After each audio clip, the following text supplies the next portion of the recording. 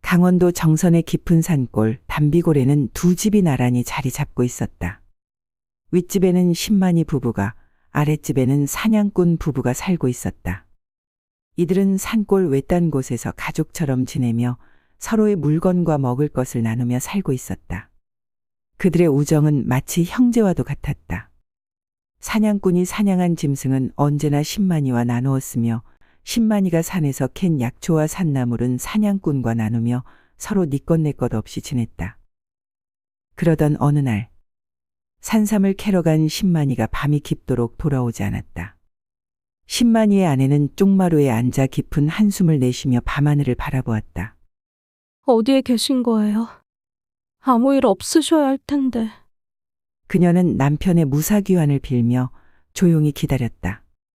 한참 후 사냥꾼이 헐레벌떡 뛰어와 신만이 부인에게 물었다. 형수님, 혹시 제 집사람 보지 못하셨습니까? 밤이 늦었는데 아직도 깜깜무소식입니다. 신만이 부인은 깜짝 놀라며 고개를 저었다. 아니요, 형님이 아침에 잠깐 오시긴 했는데 금방 내려가셨어요. 제 남편도 아직 안 돌아왔어요. 이게 무슨 일일까요? 사냥꾼은 씩씩거리는 숨을 내쉬며 주위를 둘러보더니 이내 얼굴이 굳은 채 작게 내뱉었다. 아니겠지. 그래도 사람 마음이란 게 자꾸. 신만이 부인이 무슨 말인지 이해하지 못하고 물었다. 그게 무슨 말씀이세요? 아니, 설마 두 사람 사이에 무슨 일이 있었다는 말인가요? 사냥꾼은 이를 악물며 쓴웃음을 지었다. 그는 머리를 극적이더니 이내 뭔가 결심을 하고 말하였다. 형수님, 눈치 못 채셨겠지만 난 그동안 형님과 우리 집사람 사이가 수상쩍단 느낌을 띄울 수 없었습니다. 이상하게 둘이 자주 만나는 듯 하였고 같이 어디론가 떠난 게 분명하오. 신만이 부인은 모든 게 믿기지 않는다는 듯 말을 잇지 못했다. 사냥꾼은 분노에 치를 떨며 주먹을 꽉 쥐고 있었다. 내 이놈들을 반드시 잡아서 이 손으로 끝장내겠소. 이 손으로! 사냥꾼은 이내 분노에 찬 발걸음으로 길을 나섰고 신만이 부인은 그 모습을 멍하니 쳐다보기만 했다. 신만이 부인은 남편이 떠나간 그날 그가 돌아오기를 애타게 기다렸다. 그녀는 밤새 뜬 눈으로 쪽마루에 앉아 불안과 슬픔 속에서 남편을 기다렸다. 하지만 그의 모습은 끝내 보이지 않았다. 도대체 왜 날 떠나신 건가요? 그녀는 작은 한숨과 함께 말을 잇지 못했다. 하루가 지나고 이틀이 지나도 소식이 없었다. 신만이 부인은 밤새 남편이 돌아올 것이라는 희망을 품고 있었지만 그 희망은 점점 절망으로 바뀌고 있었다. 그녀는 불안감 속에서 사냥꾼의 말이 머릿속을 떠나지 않았다. 혹시 정말 그럴 리가. 아니야, 밤길이 어두워 잠시 길을 잃으신 거겠지. 꼭 돌아오실 거야. 그녀는 자신을 배신했을 거라는 생각이 들면서도 마음속 깊은 곳에서는 남편의 무사 귀환을 바랐다. 그녀는 혼잣말로 중얼거리며 밤새도록 불안한 마음으로 기다렸다. 오늘은 꼭 돌아오시겠지. 분명 그럴 거야. 그녀는 밤마다 스스로를 다독이며 겨우겨우 잠에 들었다. 그렇게 며칠이 지난 뒤 신만이와 부인을 잡으러 간다던 사냥꾼이 지친 얼굴을 하고 돌아왔다. 그가 돌아온 걸 보자마자 신만이 부인은 벌떡 일어나 다가가 물었다. 사냥꾼님, 어디 가셨던 거예요? 제 남편은요? 혹시 두 사람을 찾으셨어요? 사냥꾼은 한숨을 깊게 내쉬며 고개를 저었다. 형수님, 대처까지 다녀왔습니다만 형님과 우리 집사람은 어디에도 없었습니다. 신만이 부인은 망연자실한 표정으로 사냥꾼을 바라보았다. 말도 안 돼. 그럴 리 없어. 그녀는 한참을 중얼거리더니 몸져 누워버렸다. 그 후 그녀는 아무런 의욕도 없이 누워만 있었다. 마음속 깊은 슬픔과 체념이 그녀의 몸과 마음을 짓눌렀다. 아랫집의 생호라비와 윗집의 생과부가 매일같이 분노와 한숨으로 살아갔다. 그렇게 여러 날이 지나고 사냥꾼이 신만이 부인을 찾아가 몸져 누워있는 신만이 부인을 보고 걱정하며 호통치듯 말했다. 형수님, 이러시면 안 됩니다. 기운 차리셔야 해요. 아랫집 사냥꾼은 매일같이 음식을 가져와 신만이 부인에게 권하며 정신을 차리고 빨리 기운을 차리길 바랬다. 신만이 부인은 사냥꾼의 진심 어린 위로에 조금씩 기운을 차렸고 그 이후 두 사람은 매일 아침 저녁으로 서로의 집을 오가며 각자의 아픔을 위로해 주었다. 사냥꾼은 사냥에서 돌아올 때마다 신만이 부인을 위한 산짐승 고기와 호탕한 웃음과 함께 나타났으며 부인도 미소로 그를 반겼다. 그렇게 두 사람의 서로를 향한 연민은 점점 애정으로 바뀌었다. 그러던 눈이 펄펄 내리던 어느 깊은 겨울밤, 사냥꾼은 술에 취한 채 윗집 신만이 부인의 집을 찾았다. 불이 꺼진 방 안에서 잠이 오지 않아 눈만 껌뻑대던 그녀는 사냥꾼의 발소리에 살며시 고개를 들었다. 형수님, 늦은 밤에 죄송합니다. 밤이 적적하여 가는 길에 잠깐 들렀습니다. 아니에요. 저도 잠이 안 와서 밤눈이나 구경하려던 참이었어요. 신만이 부인은 간단한 다과와 함께 술상을 내왔으며 사냥꾼과 함께 조용히 술잔을 나누었다. 적막한 분위기 속 두 사람 사이에 알 수 없는 기류가 흘렀고 이내 사냥꾼이 말을 열었다. 형수님, 저도 참 허전합니다. 두 사람 다 돌아오지 않으니 마음이 참으로 쓸쓸하고 막막하기만 하네요. 그의 목소리에는 허전함과 위로받고자 하는 외로운 마음이 묻어 있었다. 신만이 부인은 조용히 대답했다. 나도 그래요. 하루하루가 그리움과 서글픔뿐이에요. 둘 사이의 대화에는 묘한 기대와 흥분이 섞여 있었다. 그러다 두 사람의 눈이 서로 마주치자 사냥꾼은 술상을 천천히 구석으로 치웠고 그녀도 기다렸다는 듯이 자연스레 사냥꾼의 품에 안겼으며 그들은 한 몸이 되었고 두 남녀는 서로의 슬픔과 한을 품어주듯 몸을 뒤섞었다. 그렇게 사냥꾼과 생과부는 자연스레 서로 가시버시가 되어 새살림을 차렸고 사냥꾼은 신만이 부인을 형수님이라 부르는 대신에 여보라고 불렀으며 그녀도 사냥꾼을 서방님이라 불렀다. 두 사람은 어느새 슬픔도 잊고 서로에게 애정을 쏟았다. 형수님? 아니, 여보, 이거 받으시오. 고운 놀이개가 그의 손에 들려 있었다. 아니, 돈이 어디 있어서 참. 그래도 참으로 곱네요. 혼자 있으면 이렇게 챙겨줄 사람도 없었을 텐데 사냥꾼님, 아니, 서방님 덕에 살맛이 나네요. 부인은 받아든 놀이개를 허리춤에 차더니 자랑하듯 몸을 이리저리 돌리며 치장을 자랑했고 사냥꾼도 그 모습을 흐뭇하게 바라보았다.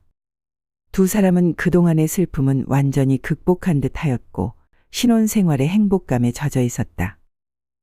사냥꾼은 하룻밤도 거르지 않고 부인의 옷고름을 풀고 치마와 고쟁이를 벗겼고 그녀는 사냥꾼 세서방과 새로운 밤풀이에 심신이 들떴다. 살림 차린 그들은 지난 가을의 분노와 한숨은 까마득히 잊어버렸고 새로운 삶이 너무 짜릿해 웃음꽃 질 날이 없었으며 얼마 후 눈 녹고 꽃피는 화사한 봄날이 찾아왔다. 봄이 무르익어 가던 어느 날 신만이 부인은 산에서 산나무를 캐고 있던 도중 바위 틈의 묘한 형체를 보고 나물 캐던 손도 멈추고 다가갔다. 스멀스멀 올라오는 악취의 코를 막고는 이내 사람 시체란 걸 알고 깜짝 놀라 뒤로 자빠졌다. 아니, 이게 대체 무슨 일이지? 사람을 불러야 하나? 그녀는 공포와 호기심 사이에 갈팡질팡하다가 이내 결심하고 가까이 다가가서 확인하기로 하였다. 그런데 눈에 익은 물건들과 옷이 보였다. 그녀는 눈이 휘둥그레졌다. 심장이 요동쳤고 호흡을 가다듬을 수가 없었다. 그 시체는 사냥꾼 부인과 도망갔다던 그 남편이었다. 그는 아내를 두고 떠났던 산에서 영영 돌아오지 못한 채 바위 사이에 처박혀 있었다. 그녀는 오열하고 악을 쓰며 여보라 불러보았지만 돌아오는 대답은 없었다. 그렇게 남편을 껴안고 울던 중 손에 꼭 쥐고 있던 찢어진 옷가지를 발견했다. 신만이 부인은 찬바람에 꽁꽁언 남편의 손을 입김으로 호호 불어가며 꽉 쥐고 있는 손을 천천히 폈다. 쥔 손에 쥐고 있던 찢어진 옷가지에는 단추 하나가 걸려 있었다. 말도 안 돼. 부인의 머릿속은 혼돈으로 가득했고 정신을 겨우겨우 부여잡고 곧바로 집으로 향했다. 집으로 돌아와 사냥꾼의 조끼에서 떨어진 단추를 확인했다. 두 단추는 한 쌍이었다. 그녀는 서서히 모든 것을 깨닫기 시작했고 심장이 차갑게 식어갔다. 그날 밤 사냥꾼이 그녀의 방으로 들어왔을 때 그녀는 단추와 조끼를 보여주며 사냥꾼을 추궁했다. 사냥꾼은 한참을 망설이다 고개를 끄덕이며 떨리는 목소리로 말했다. 형수님을 처음 본 순간부터 미칠 것 같았습니다. 참을 수 없어서. 그만. 미안합니다. 제발 용서해 주시오. 부인은 슬픔과 배신감에 흐느끼며 망연자실 천장만 바라보았다. 부인은 한참을 생각하다 이내 눈물을 거두고 조끼와 단추를 들고 나가 아궁이 불 속에 던져버리고 방으로 들어왔다. 사냥꾼은 엎드린 채 몸을 파르르 떨고 있었고 부인은 한참을 그 모습을 바라보다 말을 건넸다. 그래요. 이미 지난 일은 잊어야겠지요. 사실 저도 사냥꾼님의 품에 안기는 꿈을 수도 없이 꾸었답니다. 사냥꾼은 그 말을 듣고 눈이 커지며 어안이 벙벙한 표정으로 물었다. 형수님, 정말 날 용서하시는 겁니까? 신만이 부인은 조용히 고개를 끄덕이며 그를 다정하게 바라보았다. 그래요. 이미 돌아오지 않을 사람을 미워한다고 무슨 소용이 있겠어요. 당신이 이렇게 곁에 있어주고 나를 위로해 주었으니 그게 이제는 더 소중한 걸요. 사냥꾼은 깊은 숨을 내쉬며 미안한 듯 고개를 숙였다. 형수님, 아니, 다시 여보라 불러도 되겠습니까? 정말 미안합니다. 처음부터 당신을 좋아했으면서도 이 방법밖에 몰랐어요. 신만이 부인은 미소 지으며 다정하게 그의 손을 잡았다. 서방님, 이제는 그냥 서로에게 집중하며 새로운 삶을 살아요. 미움과 분노는 이제 다 있고요. 그녀의 말에 사냥꾼은 참회의 눈물을 흘렸다. 그동안 자신이 저지른 일에 대한 죄책감과 불안이 가슴을 짓누르고 있었지만 신만이 부인의 말에 그는 안심하기 시작했다. 그렇게 부인은 사냥꾼을 용서하는 듯 하였다. 곧 일상으로 돌아가게 된 두 사람. 사냥꾼은 혹시나 여인이 떠날까 불안함에 안절부절 못했지만 평소와도 같은 부인의 태도에 사냥꾼은 점점 마음의 안정을 되찾았다. 그리고 신만이 부인이 정말로 자신을 용서하고 받아들였다고 생각하자 그는 점차 활기차게 지냈고 사냥에서 돌아올 때마다 밝은 얼굴로 그녀에게 사냥 이야기를 들려주었다. 어느 저녁 신만이 부인은 특별히 정성껏 차린 술상을 내놓으며 말했다. 오늘은 특별히 서방님을 위해 술 한 잔 드리려고요. 함께 식사하며 도란도란 이야기 나누고 싶어요. 사냥꾼은 기쁘게 고개를 끄덕이며 그녀 옆에 자리에 앉았다. 여보, 이렇게 차려주니 고맙소. 이제부터 정말 잘해드리겠소. 당신과 새롭게 시작하는 이 삶을 후회하지 않도록. 그녀는 미소 지으며 술을 한 잔 따라 그의 잔을 채워주었다. 우리 서로 과거는 다 잊고 새 출발하는 마음으로 건배해요. 사냥꾼은 기쁘게 잔을 들어 한 번에 비웠고 그녀 또한 술잔을 들고 조금씩 홀짝였다. 그는 고개를 끄덕이며 말했다. 그래요. 과거는 다 잊고 새로운 인생을 함께 합시다. 그녀의 말을 들은 사냥꾼은 편안한 웃음을 지으며 다시 술을 마셨다. 그리고 그동안 쌓여있던 불안과 긴장이 풀리며 그는 완전히 마음을 놓고 술을 즐겼다. 그러나 잠시 후 그의 얼굴빛이 점차 어두워졌다. 그는 갑자기 눈을 크게 뜨며 신만이 부인을 쳐다보았다. 손으로 목을 감싸며 숨을 헐떡이던 그는 다급하게 물었다. 이게 무슨 짓이오? 술에. 신만이 부인은 차갑게 그를 내려다보며 말했다. 당신이 제 남편에게 한 짓에 대한 대가예요. 내가 당신을 정말로 용서할 거라고 생각했나요? 사냥꾼은 점점 더 숨이 가빠지며 바닥에 무릎을 꿇고 쓰러졌다. 사냥꾼은 고통에 몸부림치며 겨우겨우 말을 이었다. 여보. 아니. 형수님. 내가. 미안하오. 신만이 부인은 단호한 눈빛으로 그를 바라보며 조용히 말했다. 나는 당신의 참회를 듣고 싶지 않아요. 당신이 나에게 빼앗아간 것은 더 이상 되돌릴 수 없는 것들이니까요. 이제 모든 대가는 치렀어요. 사냥꾼은 더 이상 말을 잇지 못한 채 바닥에 고꾸라져 쓰러졌고 마지막 한숨을 내쉬며 눈을 감았다. 이튿날 아침 그녀는 남편의 시신을 찾아 정성껏 땅에 묻어주고 그녀는 남편을 한순간이라도 의심했던 자신을 탓하였고 남편에게 용서를 구하며 술을 따라 올리고 눈물로 작별 인사를 했다.